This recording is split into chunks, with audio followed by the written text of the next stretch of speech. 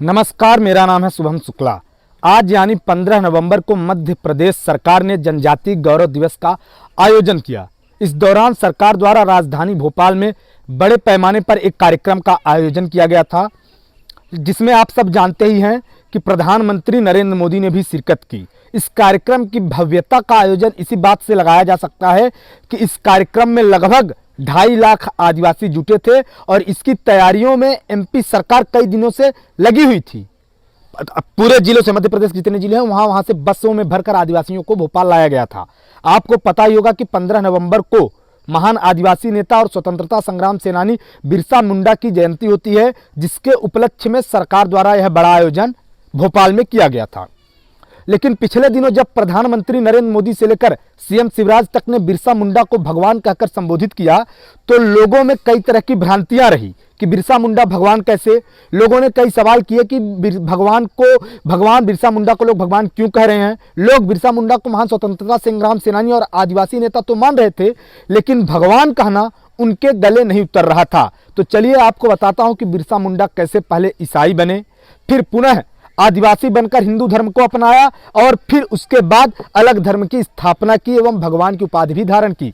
साथ ही आपको यह भी बताएंगे कि आखिर क्यों आज उनके धर्म के अनुयायियों की संख्या हजारों में भी नहीं है। तो आदिवासियों के महान नायक बिरसा मुंडा का जन्म 15 नवंबर 1875 को झारखंड के खूंटी जिले में आदिवासी परिवार में हुआ था। आदिवासियों के हितों के लिए अंग्रेजों से लोहा लेने वाले बिरसा मुंडा ने आदिवासियों में नई चेतना जगाने का काम किया था। उनके योगदान के चलते देश की संसद के संग्रहालय में भी उनकी तस्वीर है। जनजातीय समुदाय में यह सम्मान अभी तक केवल बिरसा मुंडा को ही हासिल है, यानी शेड्यूल ट्राइब यानी अनुसूचित जनजाति के बिरसा मुंडा इकलौते ऐसे व्यक्ति हैं जिनकी संसद में फोटो लगी हुई है।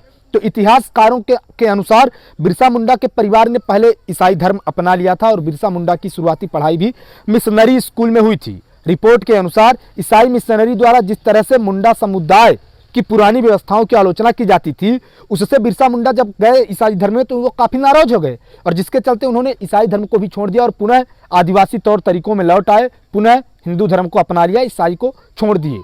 उस दौर में जबकि यह बात है बिरसा मुंडा के काल की, तो उस दौर में ब्रिटिश सरकार की शोषण और दमनकारी नीति चरम पर थी। ब्रिटिश व्यवस्था के तहत जमींदार, जागीरदार, साहूकार, महाजन आदि लोग आदिवासियों का शोषण किया करते थे। आदिवासियों की भूमि व्यवस्था को भी उन लोगों ने छिन्न भिन्न कर रखा था। ऐसे में बिरसा मुंडा ने आदिवासियों को जागृत किया।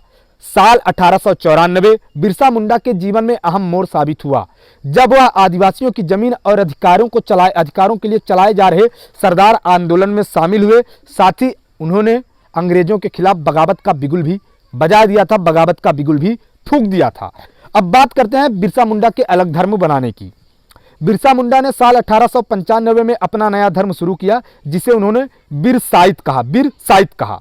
इतना ही नहीं, इस नए धर्म के प्रचार के लिए बिरसा मुंडा ने 12 शिष्यों को नियुक्त किया। आज भी लोग बिरसाई धर्म को मानते हैं, लेकिन इनकी संख्या हजारों में ही है, ये कुछ हजारों तक सीमित है। अगर आपको बताऊं कि ऐसा क्यों है कि बिरसाई धर्म आगे नहीं बढ़ पाया और इसकी संख्या हजार लाखों करोड़ों में नहीं पहुंची, तो इसका बड़ा कारण यह था कि इसमें जो बिरसाइत धर्म को मानने वाले लोग होते हैं, जिन्हें बिरसाइत धर्म मानना पड़ता है, यह काफी कठिन है, क्योंकि बिरसाइत में मांस, मदिरा, खैनी, बीड़ी आदि का सेवन आप नहीं कर सकते। बाजार का बना और दूसरे के घर का खाना भी आप नहीं खा सकते। गुरुवार के दिन फूल, पत्ती, दातून भी नहीं तोड़ सकते। यहां तक कि गुरुवार को खेती के लिए हल भी नहीं चला सकते। बिरसाइत धर्म को मानने वाले लोग सिर्फ प्रकृति पूजा करते हैं और भजन गाते हैं, जनेऊ पहनते हैं, यानी काफी कुछ ब्राह्मणों की तरह इनका भी धर्म है। बिरसा मुंडा लगातार अंग्रेजों की दमनकारी नीति का विरोध करते रहे थे। बिरसा मुंडा के अनुयायियों ने कई जगह पर अंग्रेजों के खिलाफ हमले भी किए थे तथा अंग्रेजों की सामंतवादी व्यवस्था का इन्होंने तगड़े से विरोध किया, जिसके कारण इन्हें गिरफ्तार कर लिया गया था। सरकार विरोधी इनकी नीति के कारण अंग्रेज सरकार ने इन पर 500 रुपए का इनाम भी घोषित किया था। बाद में बिरसा मुंडा को गिरफ्तार भी कर लिया गया और 9 जून 1900 को जेल में एक मुकदमे के दौरान उनकी मृत्यु हो गई। लेकिन बिरसा मुंडा आज भी आदिवासी समुदाय के लिए पूजनीय है। आदिवासी समुदाय को आज भी प्रकृति का पूजनीय, प्रकृति का प्रेमी कहा जाता है और आज भी ये जंगलों में रहते हैं। जो बिरसा मुंडा के अनुयायी हैं, भले ही ये चंद हजारों में हैं, लेकिन ये आज भी प्रकृति की पूजा करते हैं और वो तमाम जो बिरसा मुंडा को वो भगवान मानते हैं और वो तमाम नियम कायदे जो बिरसा मुंडा बता कर गए हैं वो इनका पालन करते हैं। तो बिरसा मुंडा का जो धर्म था, जो इन्होंने बिरसाइत धर्म अपना अलग बनाया था, तो उसके आगे न बढ़ पाने की सबसे बड़ा कारण यही था कि उसकी वो धर्म मानना ही बहुत कठिन है और अपने आप में इतना कठिन है कि लोग उसे नहीं मान सकते। लेकिन आज प्रधानमंत्री नरेंद्र मोदी ने शिवराज सिंह चौहान के नेतृत्व में, या यूं कहें कि शिवराज सिंह चौहान की राज्य वाले, जहां के वो मुख्यमंत्री हैं मध्य प्रदेश में, भोपाल में बिरसा मुंडा की जयंती पर एक बड़े मंच को, एक बड़े जनसभा को संबोधित कर आदिवासी वोट बैंक पर सेंधमारी का काम भी कर दिया है। मध्य प्रदेश की तमाम खबरों को देखने के लिए चैनल को सब्सक्राइब करें। धन्यवाद।